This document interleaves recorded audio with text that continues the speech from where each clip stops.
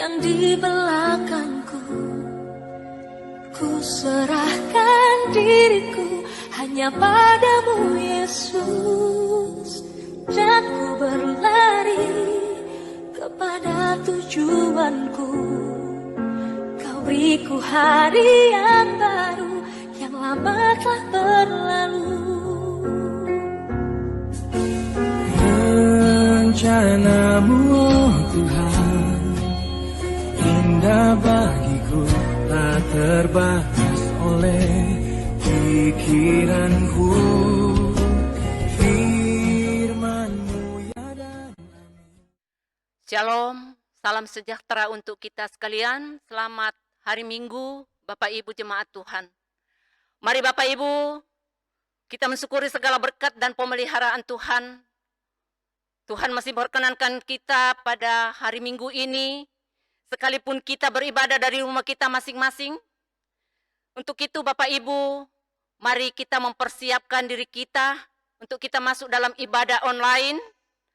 Kristus, Kepala Gereja, telah memanggil kita semua dari berbagai latar belakang keluarga dan kehidupan kita masing-masing, untuk datang memenuhi panggilan Tuhan untuk menyembah, memuji, dan memuliakan namanya. Dia berkenan mengutus hambanya, Bapak Gembala Sidang Jemaat Teprata, Bapak Pendeta Rudi Kololela MTH, sebagai pelayan firman di tengah-tengah persekutuan kita pada hari ini. Untuk itu Bapak Ibu Jemaat Tuhan, saya undang bangkit berdiri, kita memuji Tuhan dari Kidung Pujian, Besarkan Nama Tuhan.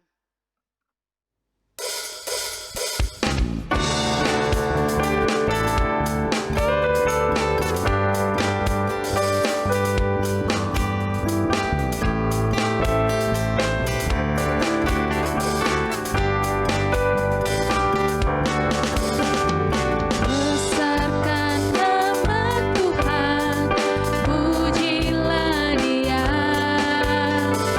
Kemurahannya besar, tiada terkira. Aku tak dapat balas besar kasih-Nya. Oh, besarkanlah namanya. Tuhan yang ajaib, Tuhan yang besar, Tuhan yang menolong hidupku. Tuhan yang ajaib, Tuhan yang besar, jiwaku ditebus oleh-Nya. Tuhan yang ajaib, Tuhan yang besar,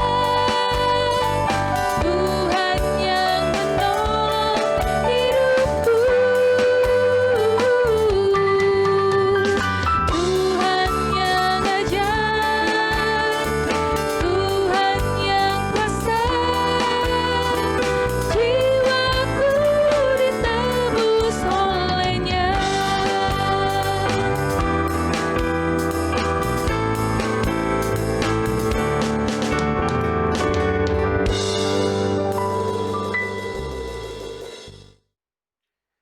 Bapak Ibu Saudara, bahwa ibadah kita saat ini kiranya jadi di dalam nama Allah Bapa, Anak, dan Roh Kudus.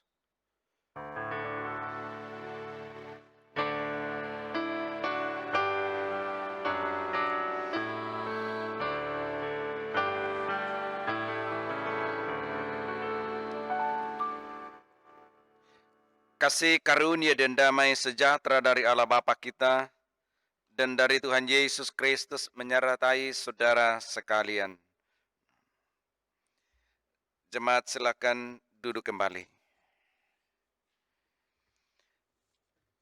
Bapak Ibu Saudara-saudara, sidang jemaat yang dikasihi oleh Tuhan, kita bersyukur hari ini dimungkinkan lagi berjumpa dalam persekutuan ibadah Minggu Karunia Tuhan menikmati sukacita di tengah kehidupan keluarga masing-masing. Karena itu nas pembimbing kita dalam ibadah ini Mazmur pasal 26. Mazmur pasal 26 ayatnya yang pertama, nas firman Tuhan berbunyi, "Berilah keadilan kepada aku ya Tuhan, sebab aku telah hidup dalam ketulusan. Kepada Tuhan aku percaya dengan tidak ragu-ragu." Amin. Kita menyambutnya dengan menaikkan pujian NKB nomor 3, bait pertama, "Terpujilah Allah, hikmat-Nya besar."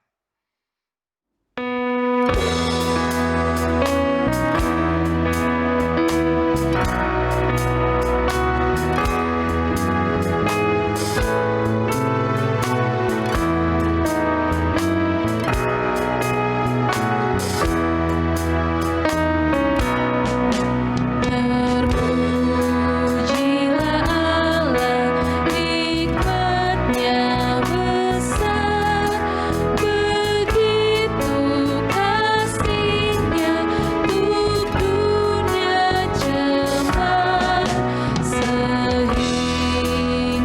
diberilah Putra-Nya kudus, mengangkat manusia serta menebus.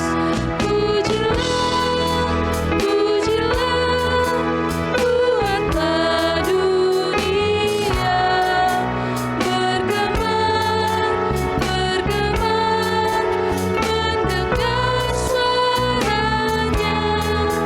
Dapatkanlah Allah demi Putra-Nya, beri puji padanya sebab hikmat-Nya.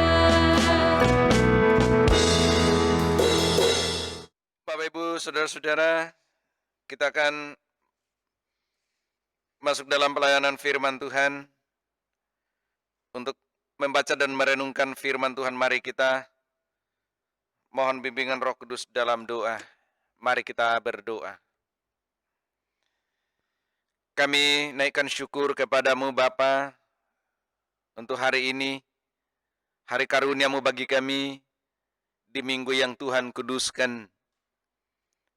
Diberi kesempatan sejenak untuk sujud, beribadah, memuliakan nama-Mu dalam hidup kami pribadi, hidup di tengah-tengah keluarga, bahkan melalui persekutuan jemaat-Mu saat ini, yang kini beribadah kendati pun masih harus mengikuti ibadah dari rumah masing-masing. Kami sungguh bersyukur sampai hari ini, Tuhan tetap setia menjaga, memelihara, bahkan melimpahkan segala kasih karunia bagi hidup kami masing-masing. Firman-Mu akan menjadi landasan persekutuan kami. Kami akan baca dan renungkan. Biarlah kuasa-Mu ya Roh Kudus bekerja di masing-masing jemaat-Mu, di rumah-rumah masing-masing, di tempat tinggal mereka, sehingga firman dan uraian firman-Mu sebentar akan dimengerti, dipahami, dan lebih lagi menjadi kekuatan, semangat baru, tuntunan hidup baru di tengah dunia yang masih kami jalani yang Tuhan anugerahkan. Kami berdoa memohon di dalam nama Tuhan Yesus. Amin.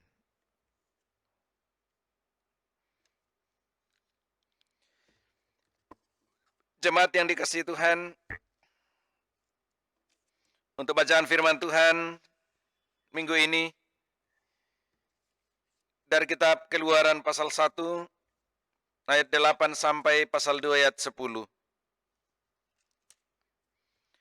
Keluaran pasal 1 ayat 8 sampai pasal 2 ayat yang ke-10. Firman Tuhan berbunyi, "Kemudian bangkitlah seorang raja baru memerintah tanah Mesir yang tidak mengenal Yusuf. Berkatalah raja itu kepada rakyatnya, bangsa Israel itu sangat banyak dan lebih besar jumlahnya daripada kita.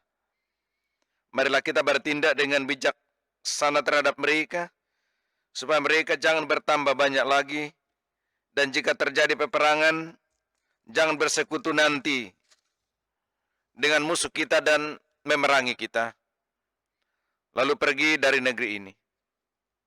Sebab itu, pengawas-pengawas Herodi ditempatkan atas mereka untuk menindas mereka dengan kerja paksa. Mereka harus mendirikan bagi Firaun kota-kota perbekalan, yakni Pitom dan Ramses. Tetapi makin ditindas, makin bertambah banyak dan berkembang mereka, sehingga orang merasa takut kepada orang Israel itu.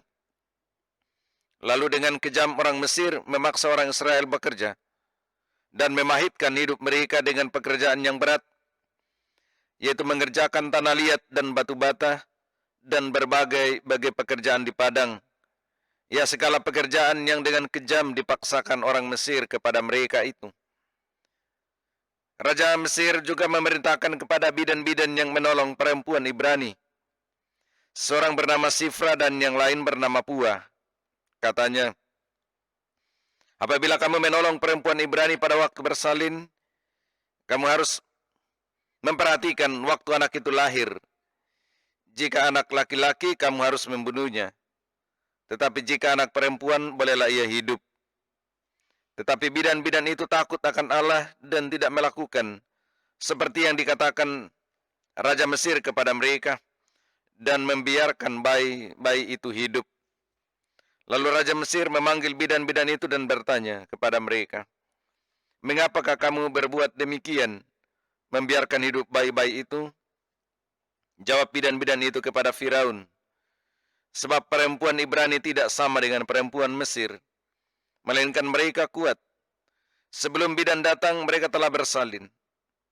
Maka Allah berbuat baik kepada bidan-bidan itu, bertambah banyaklah bangsa itu dan sangat berlipat ganda. Dan karena bidan-bidan itu takut akan Allah, maka ia membuat mereka berumah tangga.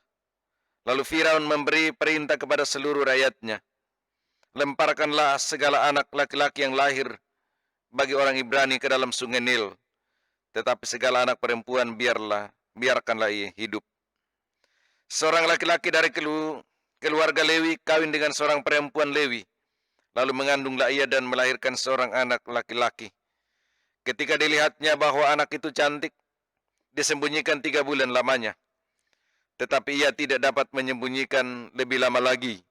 Sebab itu diambilnya sebuah peti pandan, dipakalnya dengan segala-gala dan per, diletakkannya bayi itu di dalamnya, dan ditaruhnya peti itu di tengah-tengah teberau di tepi sungai Nil. Kakaknya perempuan berdiri di tempat yang agak jauh untuk melihat apakah yang akan terjadi dengan dia. Maka datanglah putri Firaun untuk mandi di sungai Nil, sedang dayang-dayangnya berjalan-jalan di tepi sungai Nil. Lalu terlihatlah olehnya peti yang di tengah-tengah teberau itu. Maka disuruhnya hamba perempuan untuk mengambilnya. Ketika dibukanya, dilihatnya bayi itu dan tampaklah anak itu menangis, sehingga belas kasihanlah ia kepadanya dan berkata, "Tentulah ini bayi orang Ibrani." Lalu bertanyalah kakak itu kepada putri Firaun, "Akan kupanggilkankah bagi tuan putri seorang inang penyusu dari perempuan Ibrani untuk menyusukan bayi itu bagi tuan putri?" Saud putri Firaun kepadanya, "Baiklah." Lalu pergilah gadis itu memanggil ibu bayi itu. Maka berkatalah putri Firaun kepada ibu itu, "Bawalah bayi ini dan susukanlah dia bagiku, maka aku akan memberi upah kepadamu." Kemudian perempuan itu mengambil bayi itu dan menyusuinya. Ketika anak itu telah besar, dibawanyalah kepada putri Firaun yang mengangkatnya menjadi anaknya dan menamainya Musa. Sebab katanya, "Karena aku telah menariknya dari air." Bapak, Ibu, saudara-saudara, demikian pembacaan firman Tuhan. Berbahagialah mereka mendengar, merenungkan firman Tuhan dalam hidup siang ataupun malam. Haleluya.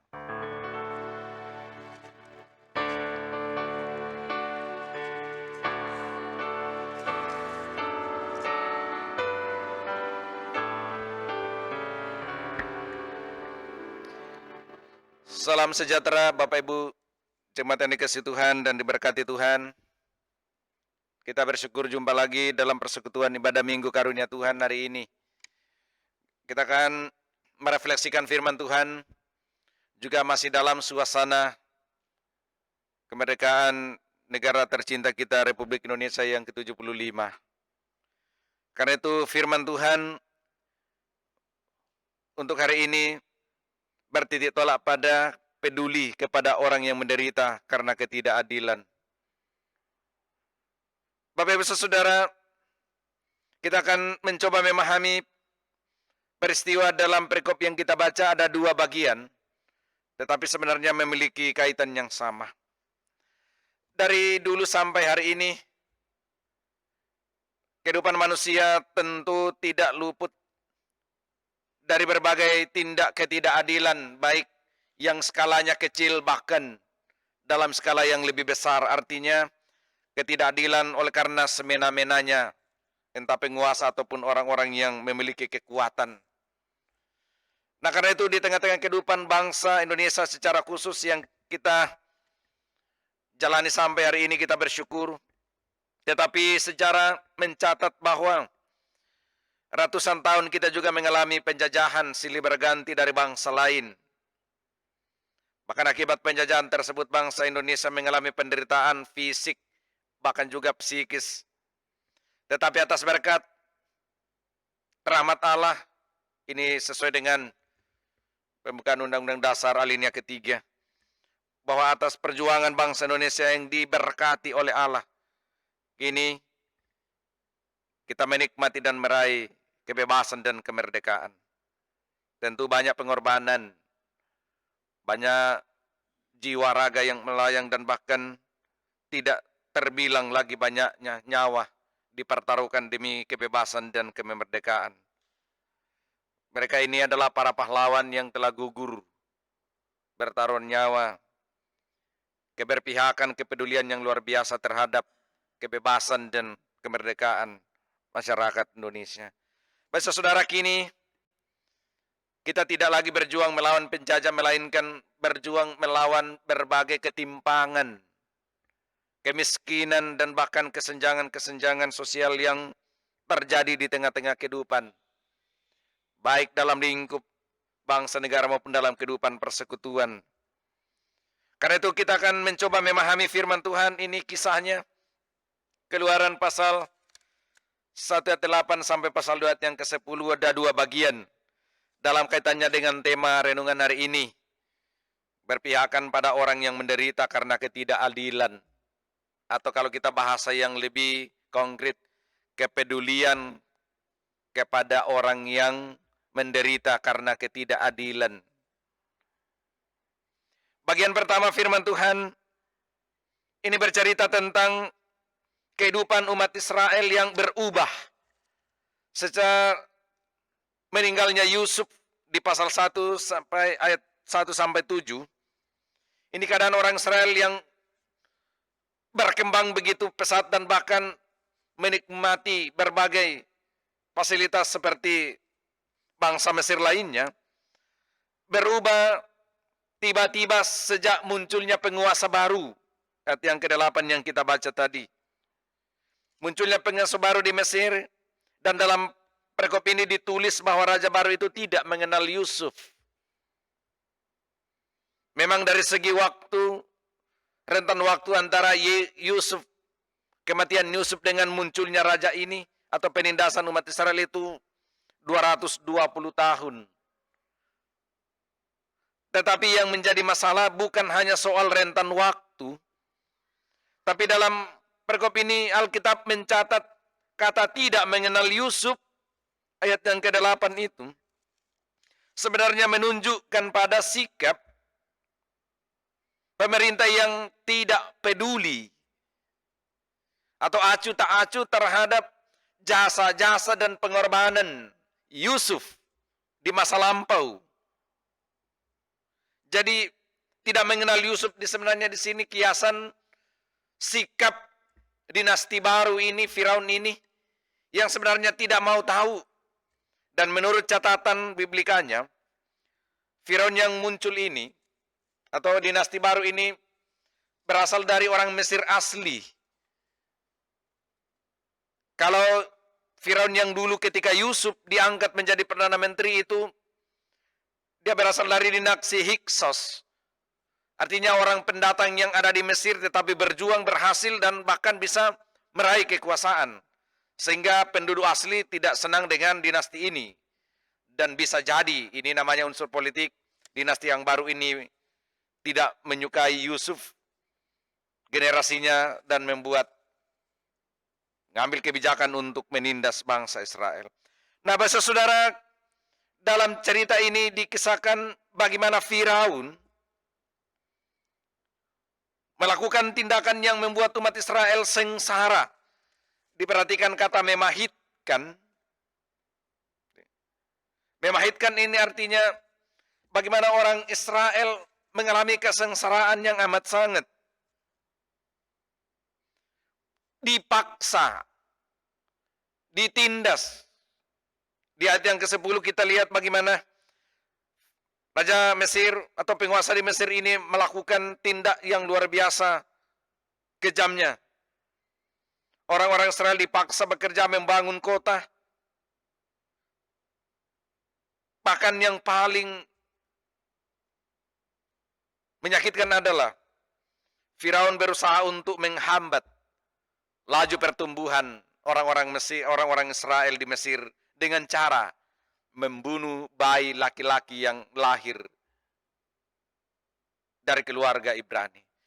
Jemaat yang dikasihi Tuhan, lalu apa yang akan menjadi kekuatan bagian pertama ini sesuai dengan tema firman Tuhan? Menjadi inti bagian pertama ini, mari kita lihat ada dua sosok. Ada dua orang yang boleh dikata memiliki nilai teladan tentang kepedulian dan keberpihakan mereka terhadap orang Israel. Mereka ini adalah bidan, Sifra dan Puah. Dia adalah petugas yang membantu persalinan orang-orang Mesir maupun orang Israel. Dua di antaranya namanya Sifra dan Puah. Tentu juga banyak bidan-bidan yang lain. Tetapi yang dicatat ini adalah Sifra dan Puah yang dalam perikop ini dikisahkan bahwa dia ternyata lebih memilih takut akan Allah dalam tanda kutip itu ketimbang mengikuti perintah Firaun untuk membunuh bayi laki-laki yang lahir dari keluarga Israel. Nah, saudara, Sifra dan Puah menjadi sosok yang sangat sentral dalam kisah ini, di mana dia berupaya untuk menyelamatkan dan membiarkan hidup bayi laki-laki yang lahir dari Israel tanpa memperhitungkan resiko yang harus diterima ketika Raja Firaun mengetahuinya. Raja Firaun berusaha untuk membunuh, menghambat, bahkan kalau dalam bahasa kerennya namanya genocide. Artinya dia berusaha untuk membunuh, menghabisi, dan bahkan kalau perlu melenyapkan satu suku atau satu bangsa. Ini genocide ini sangat berbahaya, masuk dalam kategori ini. Tetapi syukur bahwa Allah tidak membiarkannya dan melalui dua orang bidan Sifra dan Puah. Allah berpihak bagaimana terus-menerus berkarya. Sehingga kita baca dalam bagian-bagian akhir, bagian pertama. Ternyata semakin dihambat, mereka semakin merambat. Mereka semakin bertambah. Dan tentunya keterlibatan dan bahkan peran Sifra dan Puah dalam profesinya sebagai bidan ini menjadi alat berkat di tangan Tuhan untuk membiarkan umat Israel bertambah, kendati pun ancamannya sungguh luar biasa berat. Saudara, ini kisah yang pertama. Intinya ada pada Sifra dan Puah yang bertolak belakang dengan Raja Firaun. Raja Firaun adalah raja yang bengis dan kejam, yang memerintahkan untuk membunuh dan bahkan membinasakan orang Israel, khususnya bayi laki-laki. Tetapi di sebelahnya muncul Sifra dan Puah yang lebih memilih takut akan Tuhan, menggunakan profesi pekerjaannya untuk menyelamatkan orang ketimbang hanya mau mengikuti aturan dan bahkan perintah Firaun. Dia lebih memilih resikonya yang besar ketimbang membunuh atas nama perintah pemerintah. Lalu kita pindah ke kisah yang kedua. Ini kisahnya berbeda tetapi dalam kaitan yang sama. Lanjutannya adalah saat Firaun mengeluarkan kebijakan perintah untuk membunuh setiap bayi-bayi laki-laki yang lahir. Ternyata ada satu keluarga imam keturunan Lewi, namanya Amran, dan istrinya namanya Yokebed, melahirkan bayi laki-laki. Ini resiko besar. Seandainya bayi perempuan aman, sebagaimana kisah tadi. Setiap bayi perempuan biarkanlah ia hidup. Tetapi bayi laki-laki jangan biarkan hidup. Nah, Bapak Saudara, perlu diketahui mengapa laki-laki. Karena itu dalam budaya dan dalam catatan kehidupan orang-orang Yahudi zaman dahulu, orang Israel bahkan zaman Firaun pun, mereka memiliki pemahaman dan bahkan menganut pemahaman patriark, artinya garis keturunan itu dari laki-laki. Yang dihitung keturunannya adalah ketika lahir dari laki-laki. Kalau dari perempuan itu tidak dianggap keturunannya. Sehingga sangat beralasan jika setiap bayi laki-laki yang lahir dari keluarga Ibrani dibunuh oleh Firaun. Lalu di tengah-tengah kebijakan, di tengah-tengah perintah Firaun untuk membunuh bayi laki-laki yang lahir, kita kembali tadi, Musa lahir. Orang tuanya berusaha menyembunyikannya, tetapi namanya juga bayi tidak akan mungkin bisa. 3 bulan bertahan orang tuanya menyembunyikan bayi ini. Tetapi itu pada akhirnya dia juga menyerah dan pasrah, kendati pun dia harus berusaha untuk yang terakhir kalinya. Dia menganyam keranjang, lalu dia meletakkannya di tepi sungai Nil, di mana tempat permandian putri Firaun.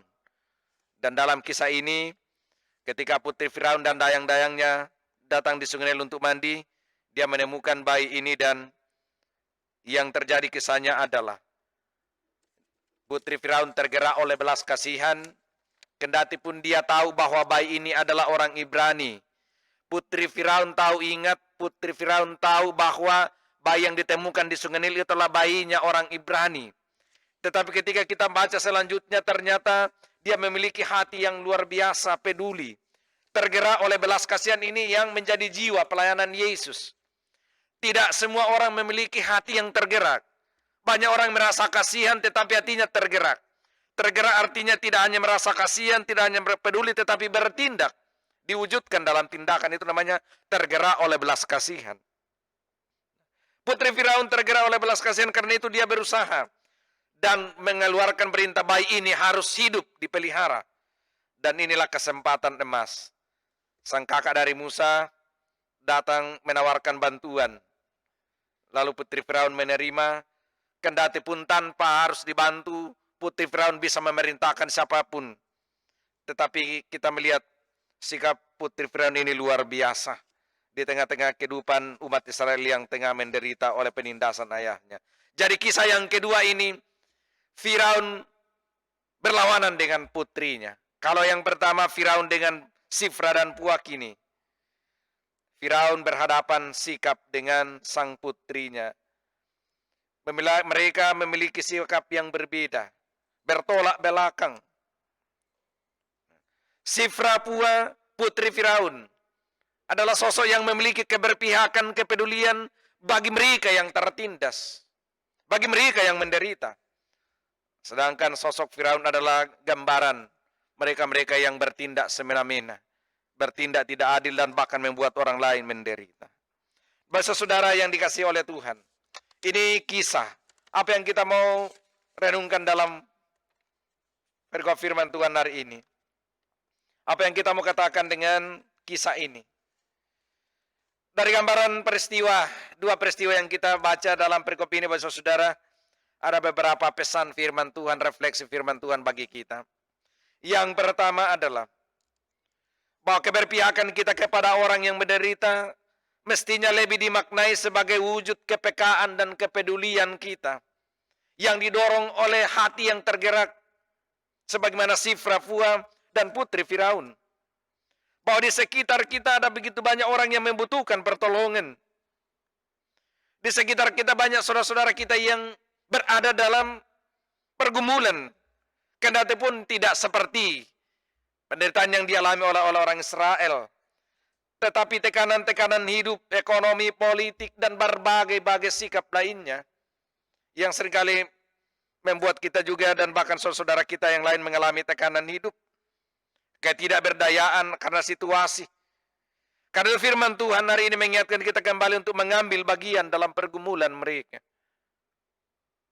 Sifra dan Fua yang sebenarnya bukan umat Tuhan. Tidak terlalu jelas apakah dia orang Mesir asli atau bukan.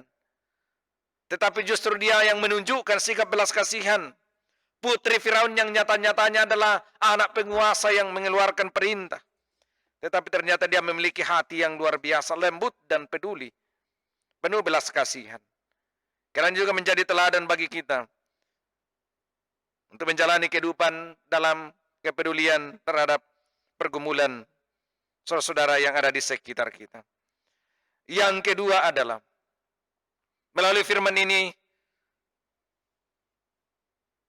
sosok Sifra Puah memberikan pelajaran berharga bagi kita bahwa jabatan boleh ada, profesi, berkat, dan anugerah dari Tuhan. Tetapi semestinya profesi jabatan yang Tuhan anugerahkan itu digunakan sebaik-baiknya, sebenar-benarnya dan seadil-adilnya untuk membela mereka yang membutuhkan. Keduanya tampil menjadi pelindung dan penolong bagi orang Israel yang menderita. Keduanya rela menerima resiko hukuman mati sekalipun untuk menolong orang Israel yang tertindas. Jemaat yang dikasihi Tuhan, sungguh hal yang tak terselami oleh pikiran kita. Seandainya kita di posisi Sifra dan Pua, di tengah-tengah ancaman, di tengah-tengah kebengisan dan kekejaman penguasa saat itu, entah bagaimana. Tetapi Allah sungguh tak terselami rancangannya bagi umatnya. Dia memakai kedua bidang ini, menyatakan pertolongan bagi mereka yang lemah. Dan ini akan terus-menerus berjalan. Yang ketiga adalah, saudara Sifra Pua dan Putri Firaun. Ini inti utamanya. Telah menjadi berkat bagi orang Israel. Melalui profesi, melalui kedudukan masing-masing. Ketiganya memakai profesi, jabatan, kedudukan, kekayaan, kekuasaan untuk menolong orang lain. Putri Firaun misalnya, apa yang kurang? Tetapi ternyata ia tidak memakai kedudukannya, tidak memakai kekuasaan ayahnya untuk menindas, ketenarannya untuk bertindak semena-mena, tetapi justru kekuasaannya untuk menolong.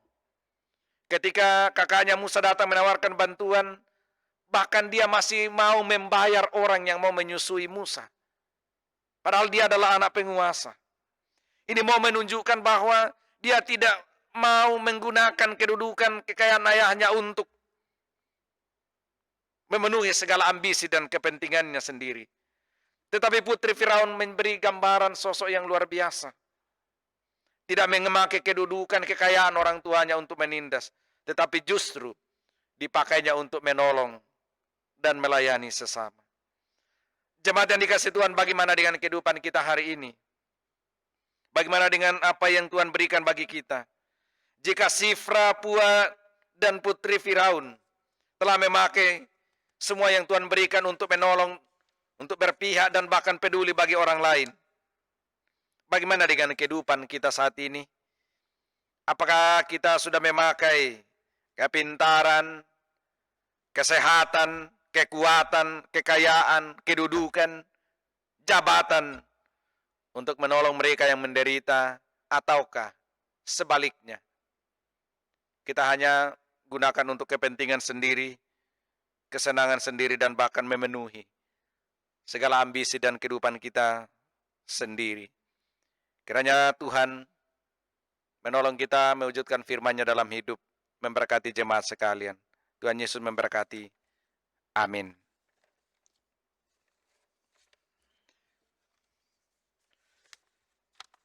Bapak Ibu Saudara, jemaat yang dikasihi Tuhan, kita akan merespon firman Tuhan dengan pujian "Aku Datang dan Bersujud".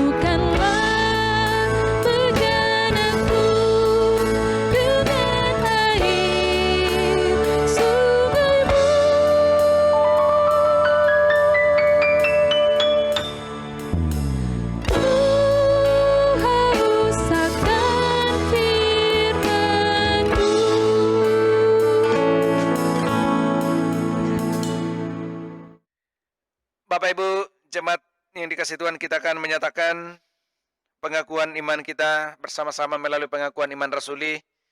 Karena itu mari jemaat Tuhan kita berdiri bersama-sama di segala tempat dan di sepanjang zaman.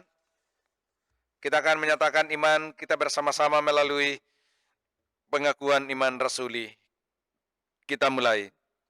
Aku percaya kepada Allah, Bapa yang Maha Kuasa, Khalik langit dan bumi, dan kepada Yesus Kristus, anaknya yang tunggal Tuhan kita, yang dikandung daripada Roh Kudus, lari dari anak darah Maria, yang menderita di bawah pemerintahan Pontius Pilatus, disalibkan, mati dan dikuburkan, turun ke dalam kerajaan maut. Pada hari yang ketiga, bangkit pula dari antara orang mati, naik ke sorga, duduk di sebelah kanan Allah, Bapa yang Maha Kuasa, dan akan datang dari sana untuk menghakimi orang yang hidup dan yang mati.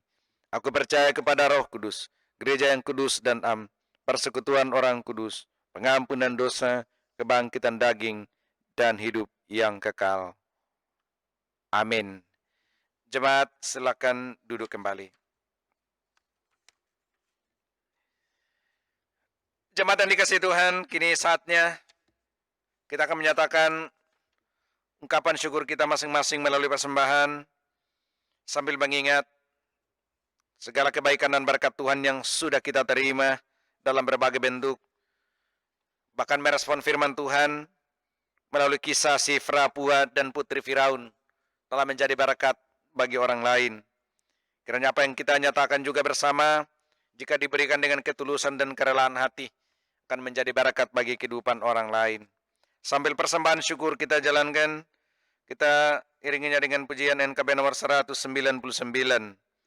Baitnya yang pertama, sudahkah yang terbaik kuberikan?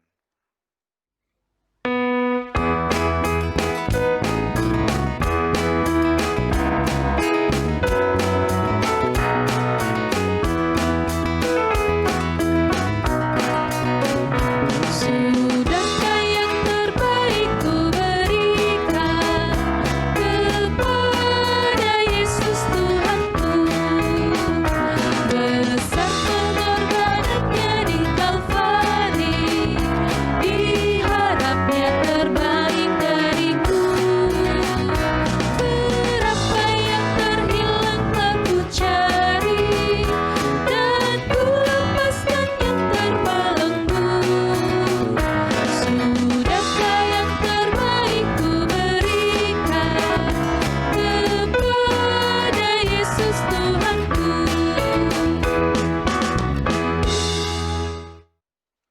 Bapak Ibu, jemaat yang dikasihi Tuhan, kita akan masuk dalam doa syafaat. Kita akan satukan iman pengharapan kita, membawa segala kerinduan kita kepada Tuhan di tengah-tengah kehidupan yang kita jalani sehari-hari. Bapak Ibu jemaat Tuhan, mari kita satu dalam doa, mari kita berdoa.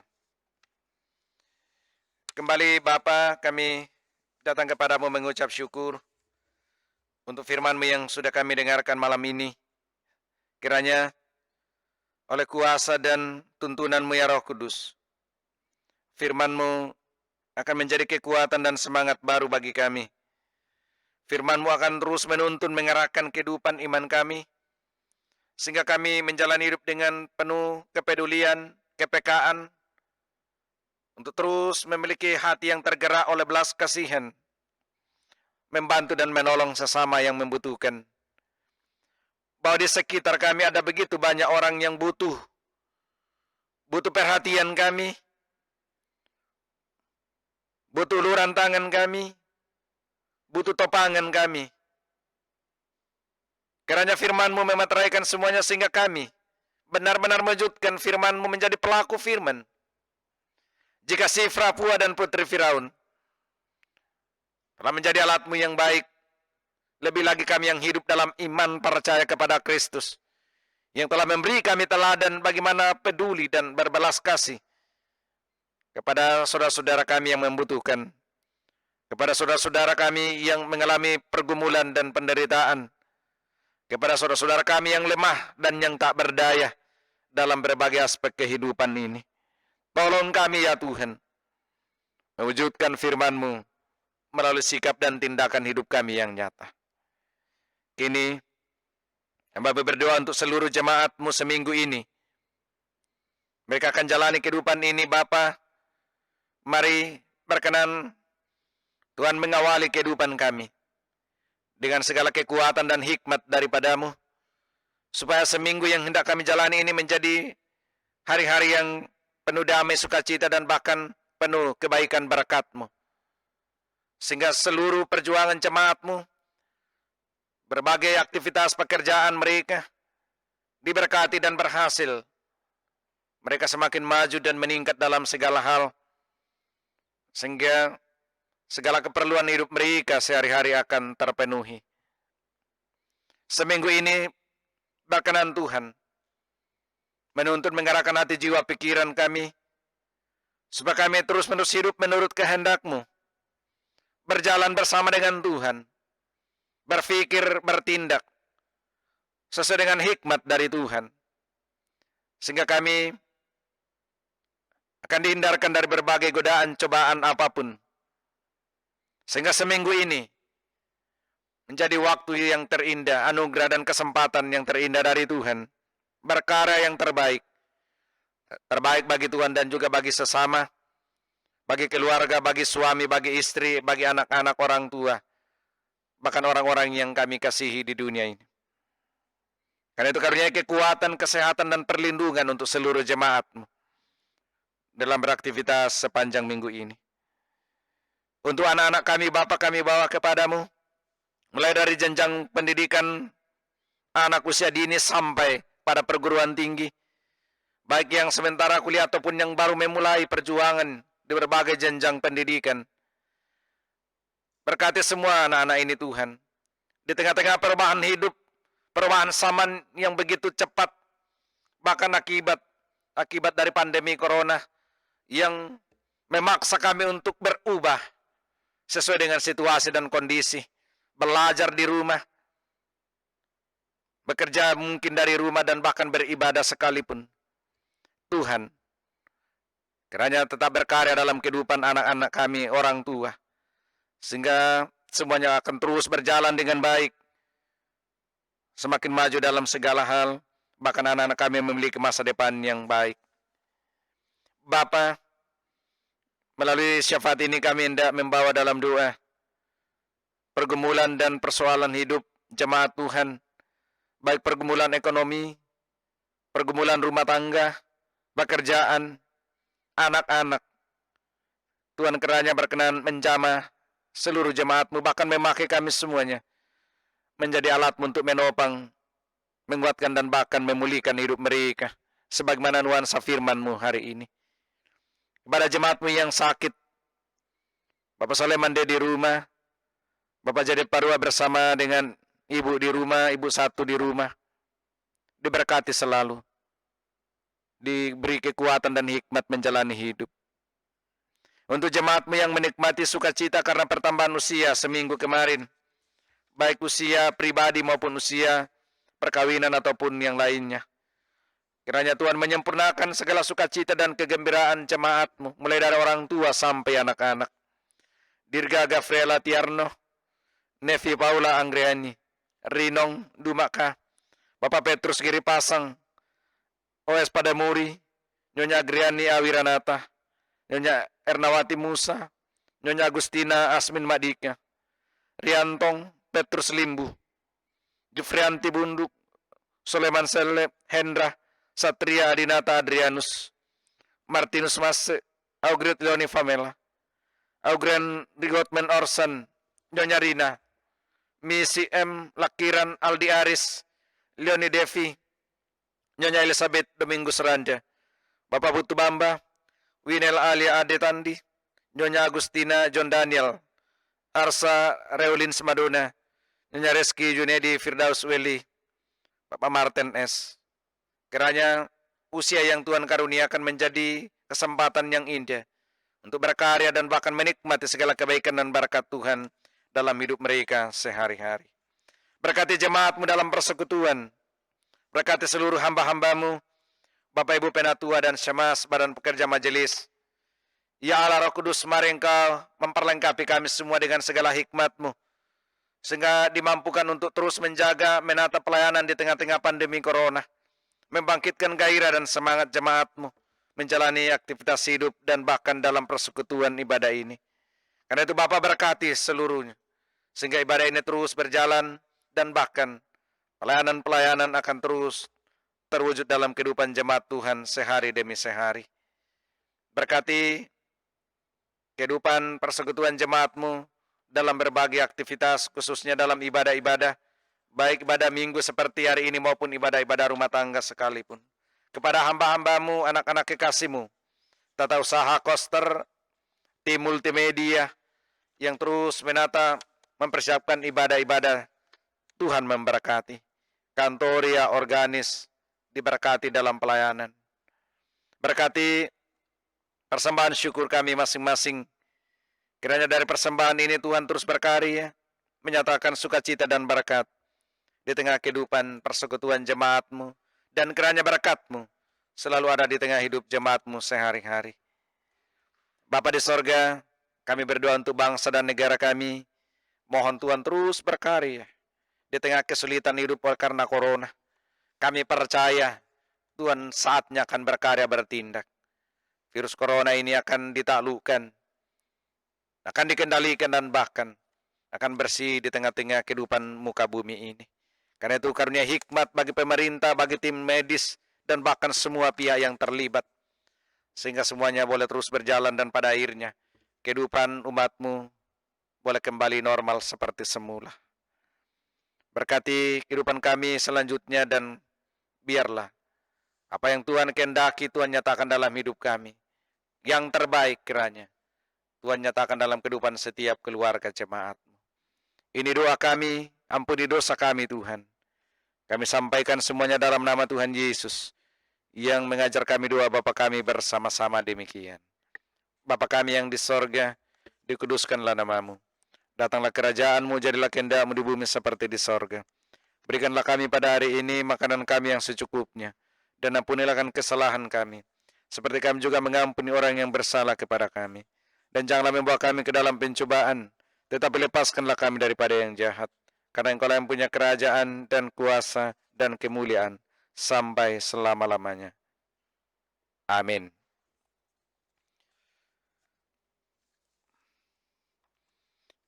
Bapak Ibu jemaat yang dikasihi Tuhan, kita akan mengakhiri ibadah ini. Karena itu tetap jalani hidup dengan sukacita. Lakukan firman Tuhan yang Bapak Ibu Saudara dengarkan hari ini. Dan untuk mengakhirinya mari jemaat Tuhan kita kembali berdiri, menyanyikan NKB nomor 184, baitnya yang pertama, Engkau milikku abadi, segalanya bagiku.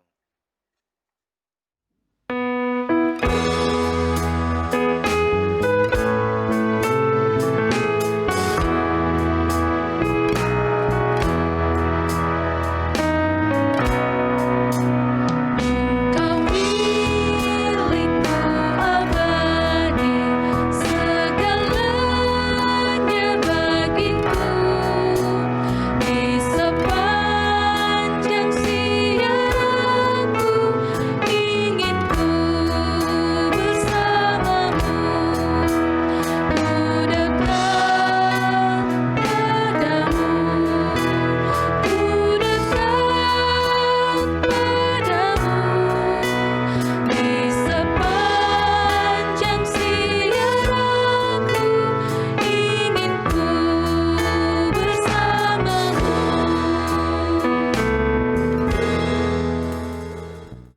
Bapak Ibu Saudara-saudara, pergi dan hadapi serta jalani hidupmu dengan terus memuliakan Tuhan. Jadi berkat bagi sesama dan dengan iman arahkan hatimu kepadanya dan terima berkat Tuhan. Kasih karunia Allah di dalam Yesus Kristus, dalam persekutuan dengan Roh-Nya yang kudus terus menyertai Bapak Ibu jemaat sekalian, bahkan mencurahkan segala berkat hidup dalam kehidupan jemaat Tuhan sehari demi sehari, sehingga kami terus berlimpah-limpah sukacita dan berkat, menjaga dan memelihara kamu dari segala mara bahaya, sakit, penyakit, sehingga oleh iman dan pengharapanmu terus berjalan dalam sukacita damai sejahtera sekarang sampai selama-lamanya. Amin.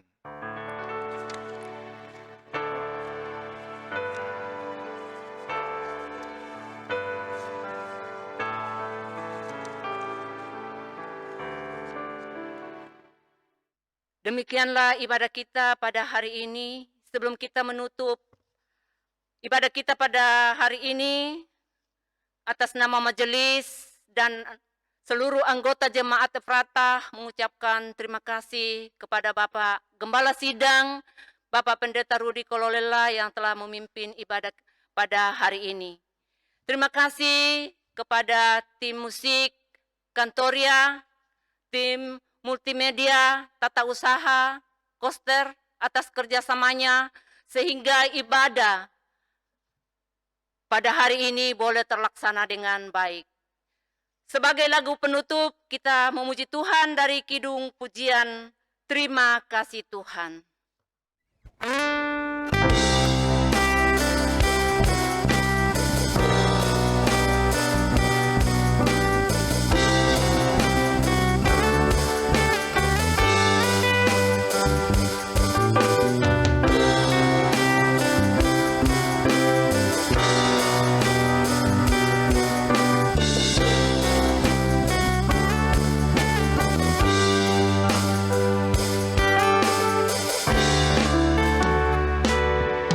Terima kasih Tuhan untuk kasih setiamu yang ku alami dalam hidupku.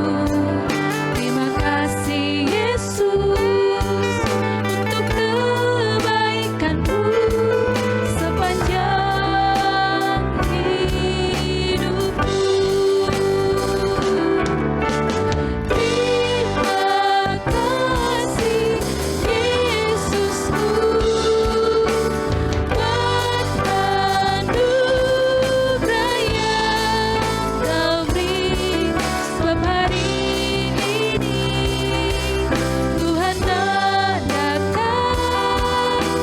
syukur bagimu.